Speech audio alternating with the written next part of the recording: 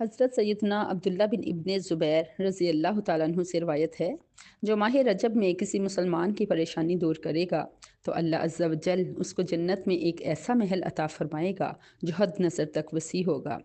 پیارے آقا صلی اللہ علیہ وآلہ وسلم فرماتے ہیں، تم رجب کا احترام کرو، اللہ تعالیٰ تمہارا 1000 کرامتوں کے ساتھ اکرام فرمائے گا۔ سبحان اللہ۔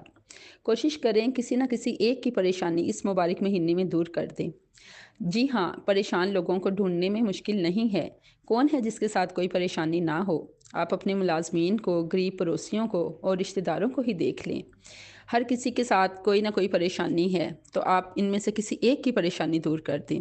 کیا معلوم کہ یہی پریشانی دور کرنا ہماری پریشانیاں دور ہونے کا سبب بن جائے۔